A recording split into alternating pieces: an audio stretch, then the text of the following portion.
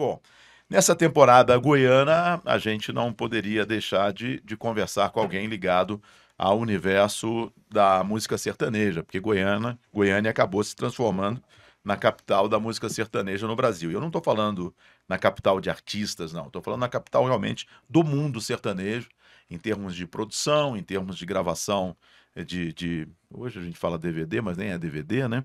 Em termos de eventos. E eu tenho o prazer de receber hoje o Wander Oliveira, o Wander da Workshow, que é uma das maiores, talvez hoje, né? Talvez não, é hoje a maior empresa em eventos de música sertaneja. Mas o Wander não é só o dono da empresa de eventos. Ele tem uma ação dentro da música sertaneja gigantesca, gerenciando carreiras, fazendo shows, fazendo festivais e outras coisas também, não só nisso, né? Abriu as asas, já é um multi-empresário. Então, mano, muito obrigado por você estar aqui. Eu sei que você não costuma ir em podcasts, dar entrevista, e eu me sinto realmente honrado de ter você aqui. Já estou atrás de você há muito tempo, e aí a gente acabou encontrando na exposição agropecuária, e depois um amigo em comum, o Júnior Cabrini, que é um maluco também, e hoje você está aqui comigo, com a Lei, com o Anselmo, e eu acho que a gente tem muita coisa para conversar, porque dois artistas, ou uma dupla e um artista, que passaram pelas suas mãos, eu tenho uma admiração imensa e eu tenho certeza que essa admiração vem também pelo seu trabalho em cima desses artistas. Obrigado pelos elogios, né? Obrigado por me convidar também. Realmente, eu não gosto muito disso, que eu acho que quem tem que aparecer é o artista, né? Então, a gente não precisa aparecer. Eu acho que a gente ficar por trás é um pouco melhor. A gente ficar na parte de administração é onde eu me sinto bem, né? Aqui eu fico completamente desconfortável. Mas a pedido de um amigo é impossível falar, não, a gente conhece há anos, né? Desde Rádio Araguaia, há muitos anos atrás. Então, o dia que você me falou, não tem como dizer não. Né? Eu achei que você ia me enrolar. Não. Eu falei, caramba, o Wander vai me dar uma enrolada, mas não, caramba, você respondeu rapidinho. É porque eu prometi. Tô indo pescar, falei, ainda bem que tá indo pescar. Né? Eu prometi, né? Se prometeu, meu pai disse, se você não precisa prometer, prometeu, eu tenho que cumprir. Então, se eu te prometi, eu tinha que cumprir. Então, eu tô aqui para cumprir esse, talvez seja o último, o primeiro e o último também. Ô, Wander, me diga uma coisa, como é que você começou? Porque, pra gente começar... Hoje você virou um mega empresário do mundo sertanejo. Como é que você começou? Você não começou no sertanejo, né? Na verdade, eu nasci na roça. Eu nasci numa cidade do interior de Goiás chamada Americano do Brasil, uma cidade bem pequena. Do Brasil, eu conheço. Então eu cresci ouvindo música sertaneja, rádio que vinha de São Paulo, né, com referência de São Paulo, Oswaldo, Betinho, Zé Beto, essa rádio que chegava lá. Então a gente ouvia muita música sertaneja naquela época. Então ali começou a admiração por música. Né?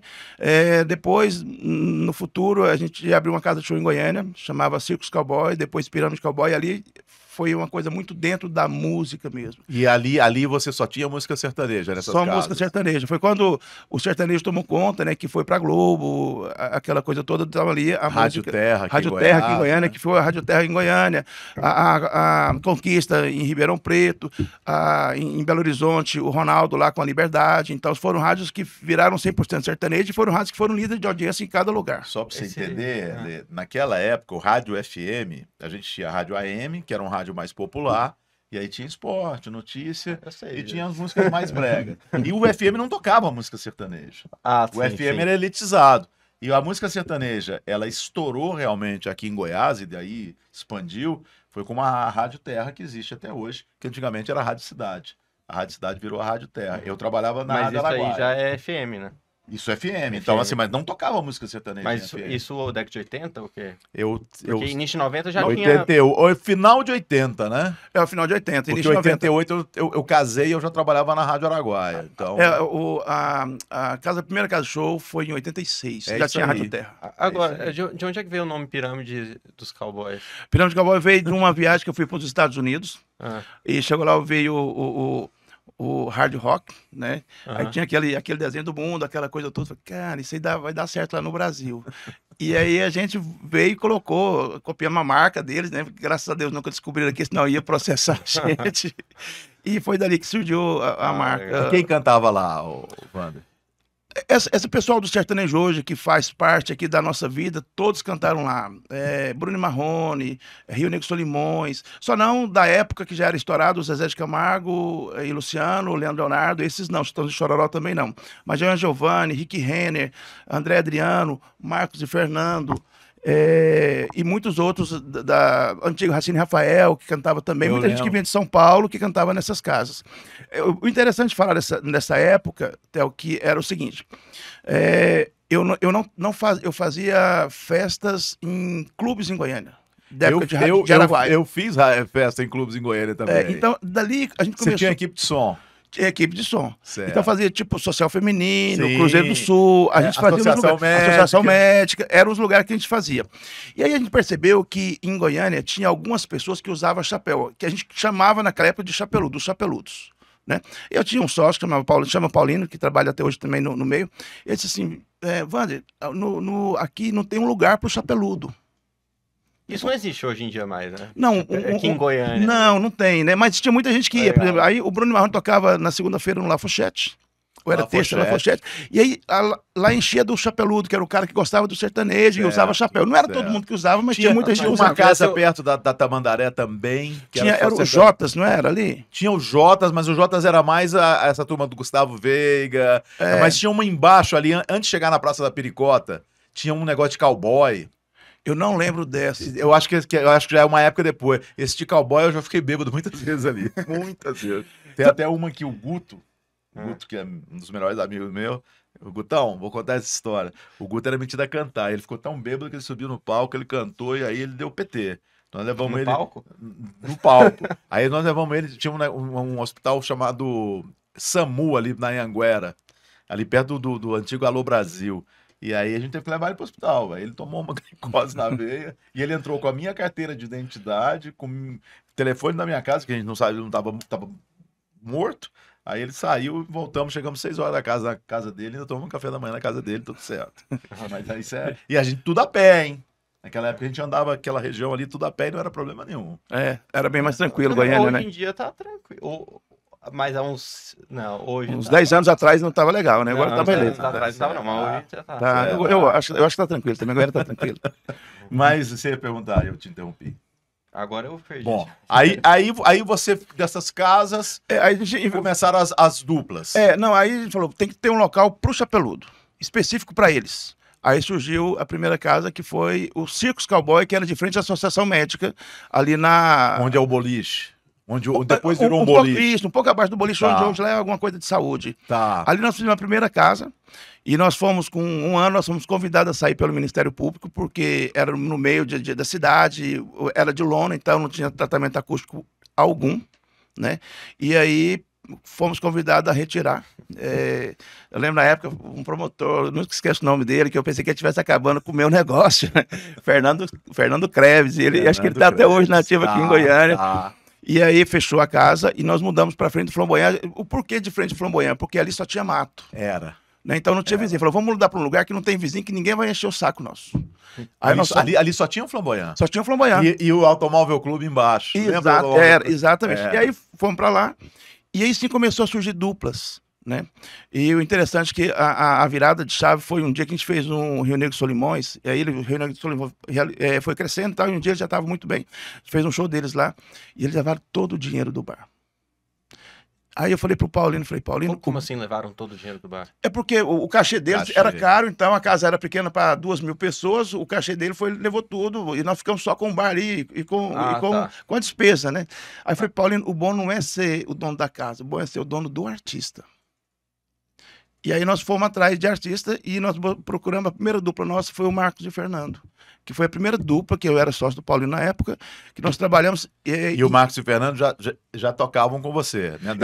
Ele tocava na casa, eles eram universitários, né? Fazia faculdade, o Marcos fazia direito, o Fernando fazia, eu acho que zootecnia ou agronomia, alguma coisa ali, e eles eram literalmente universitários. Eles eram estudantes universitários. E foi a primeira dupla que a gente viu. Aí foi até o Paulinho que disse assim, Wander, esse menino aqui, ó, todas as vezes dele, enche a casa e dá um povo bonito. Que eram os universitários. Então vamos empresariar. Mas antes disso, eu fui atrás do Bruno e Marrone. né, procurar o Bruno, porque ele enchia as casas nossas, e aí o Bruno disse assim, não, nós temos um empresário, é o Júnior, não sei o quê, a gente já é amigo há muitos anos, sempre quis ser empresário, né, assim, sempre estava tentando, mas não tinha dado certo. Então o primeiro artista foi o Marcos e Fernando. Agora, falando em universitário, você fez um curso de Eletrotécnica. eletrotécnica. Eletrotécnica, escola técnica. Mas Foi ali que eu você chegou a comecei. trabalhar com isso? Eu trabalhei 1 ano na CELG. Porque já nesse curso aí que você começou Foi que eu comecei a fazer os eventos, começou da escola técnica, que era para arrecadar um dinheiro, que eram os cursos, os eventos no clube, para arrecadar o dinheiro para fazer visita técnica em São Paulo. Mas assim, logo que você terminou esse curso, eu imagino que você já estava ganhando bem mais dinheiro fazendo evento. Já estava ganhando dinheiro fazendo evento, mas os meus pais achavam que a gente tinha que ter um trabalho de carteira assinada, aquela coisa de segurança, uma garantia. E aí eu trabalhei 1 ano na CELG e eu percebi que não era nada daquilo que eu queria. Uhum. E aí eu fui trabalhar com evento. Agora, você tá falando aqui, tá passando um filme na minha cabeça, porque eu fiz muita festa da Rádio Araguaia. Sim. Aliás, vai sair um livro da Rádio Araguaia, tá? A gente tá Bacana. no finalzinho dele, porque a rádio acabou, ela virou CBN. Então muita gente fala assim, Rádio Araguaia, que Rádio Araguaia? Aí eu falei com o Peninha, que foi meu diretor há muito tempo. Eu falei, Peninha, vamos fazer um livro. Não é a gente tá escrevendo, é uma pessoa que tá escrevendo, mas a gente fez toda a estrutura, eu e o Peninha, para ele buscar as histórias. Porque aquilo tem que estar não tem um documento. Ah, mas livro é coisa de ver. Não, é um documento. A Rádio Araguaia tá aqui, ó. E acho que é a história do goianiense, né? Porque todo mundo viveu um pouco da Rádio Araguaia. Sem dúvida. E aí você tá falando de festa, e eu me lembro que quando eu casei em 88, e o salário que a gente tinha de rádio não era, né? Não dava. Aí a gente começava, a rádio dava um espaço, eu me lembro disso até hoje, era 3 vezes por horário, eu podia divulgar uma festa. Eu falava, vou fazer a festa. Aí pegava uma equipe de som e fazia essas festas que você tá falando. Sim. Então, como você tá falando assim, pô, fiz festa. Eu me lembro que eu fiz uma festa no liceu, e aquela época era só dinheiro vivo, né? Não tinha esse negócio de cartão, não tinha nada. Era dinheiro vivo. E eu era bem mais magrinho, e aí coloquei o dinheiro para levar para casa, eu coloquei dentro, e quando eu joguei aquilo em cima da cama, eu falei assim, nossa senhora, vai dar para comprar a televisão, vai dar para comprar a geladeira e tal. Quando foi que essa virou? Você fala assim, eu peguei uma dupla, fiz um show, falei assim, caramba, olha o que eu ganhei de dinheiro. Você lembra desse dia? Eu acho que teve 2 grandes momentos. O primeiro foi com o Marcos e Fernando, quando a gente estava com uma música, a gente tinha muito acesso à rádio, porque a casa fazia muita mídia nas rádios de Goiânia, onde a Terra era um principal parceiro. Nós pegamos uma música que não chama, né, que a música não acabou, Socorro, e a gente fez ela ao vivo em estúdio, gravado por um produtor, para mim um gênio, chamado Guilherme Bicalho. E aí, essa música, ela era a versão estúdio, levamos para a rádio Goiânia, o interior, um pouco do interior, Brasília, e a música não estava andando muito bem, né? A música estava tocando, mas ela era um pouco tímida, e nesse disco que o Guilherme estava fazendo, tinha uma música que chamava Armação, ela tinha um vira como se fosse aquele Leal lá, o português lá, o Roberto Leal, ele tinha um vira que armação, batia palma. Aí o Guilherme disse, Wander, vamos fazer esse vira lá na sua casa? Aí nós fomos. Chegou lá, casa muito cheia, o Marcos Fernando já tinha um trabalho, já era empresário dele, já tinha um trabalho, a casa estava muito cheia. A gente foi gravar esse ao vivo lá dessa música, fazer o vira da música. E para aquecer o povo, ele foi gravando tudo e cantou a música Socorro, o povo já conhecia de rádio, a gente tocava muita música dentro da casa. E gravamos aquilo lá tudo, fomos embora para casa. No outro dia, 7 da manhã, meu telefone toca, era o Guilherme. Disse assim, vem aqui pro estúdio agora. Aí, como assim, né? Aí, cansado, com sono, tinha chegava no bar 5, 6 da manhã, 7 horas, ir para o estúdio para ver música. Mas eu fui. Chegou lá, quando ele colocou aquela música, Socorro, com o público, sabe aquele negócio de você arrepiar e falar assim, isso é sucesso. Né? E aí, nesse dia, eu peguei a música, levou para a Rádio Terra. Na segunda-feira, era um sábado pro domingo, já levou para a Rádio Terra, levou para a Rádio de Goiânia. Na segunda-feira, eu fui para Brasília e levei, e lá tinha uma rádio que era a Radioatividade, também uma rádio 100% sertaneja. O diretor artístico era o Toninho Pop. Toninho, eu entrei no lugar do Toninho Pop na Rádio Araguaia. Toninho Pop era muito. Você lembra do Nego Jobs, que tinha um pit dog ali no clube dos sargentos oficiais? Não lembro. Eu trabalhava na rádio, na RBC FM, e saía de lá 10 horas da noite, 11 horas, eu acho que o meu horário terminava. Aí eu ia lá para esse Pit Pit Dog Dog. e ficava bebendo com o Toninho Pop até 3, 4 da manhã. Aí o Toninho Pop tinha vindo para a Rádio Araguaia, não sei porque ele é sempre enrolado, eu não sei porque cargas d'água, ele ficou aqui um tempo e depois falou, limpou, vou voltar para Brasília. E eu entrei no lugar dele na Rádio Na Araguaia. Rádio Araguaia. É. E aí, ele lá em Brasília, ele acabou, a hora que ele ouviu a música, ele falou, essa música é um sucesso. Aí ele chamou o Solano, que era o programador, falou, Solano, coloca aqui agora. Antes de colocar, ele falou assim, vou colocar para tocar agora, mas tem um problema, eu quero 2 shows dele.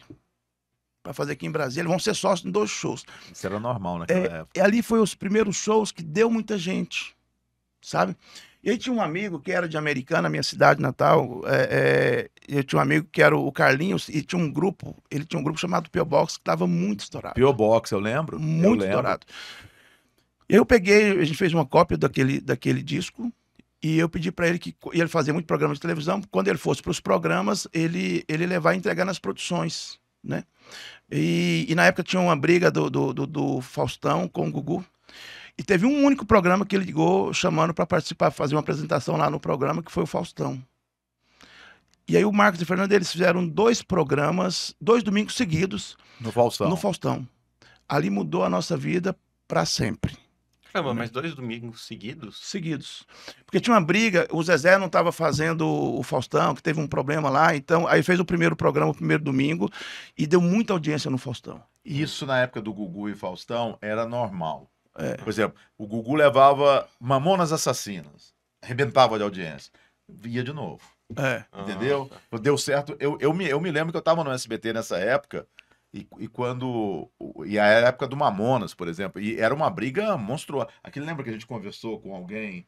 Foi com o Pelégio, sobre o sushi erótico, apareceu no Faustão, deu certo, levaram de novo para outro domingo, era normal isso. E a Globo era tão forte naquele momento, que a gente fez no segundo domingo, o primeiro foi 1 bloco, 2 blocos ali, no segundo a gente ficou tipo 1 hora, o Marcos Fernando 1 hora no ar. E quando saiu de lá, a gente foi para uma pizzaria comer uma pizza. Lá, os garçons, todo mundo já pedindo autógrafo para eles, querendo tirar foto com eles. E a gente tava, naquela época, tinha muito pé na estrada. E a gente começou a fazer o pé na estrada no interior de São Paulo. Sim, sim. Teve rádio que o cara tinha que chamar... O pé na estrada? Pé na estrada é você sair com um artista em cada rádio dando entrevista e ele cantando músicas. Esse era o pé na estrada que a gravadora fazia. A gente era da gravadora, era da EMI Music. E aí teve rádio, tinha rádio lá que para sair da rádio tinha que chamar a segurança porque era multidão. Marcos Fernando II, molecão, boa pinta pra caramba, né? Então a mulherzada tudo em cima. E foi um momento que os shows dali pra frente davam muita gente e muito resultado. Diferença, era cachê vendido, então, que foi diferente dessa época nova nossa, que veio com Marquinhos Audio Mix, que é a minha época que a gente começou a pegar a parte da bilheteria, aí sim que deu uma alavancada na carreira de todo mundo, que deu muito mais dinheiro, né?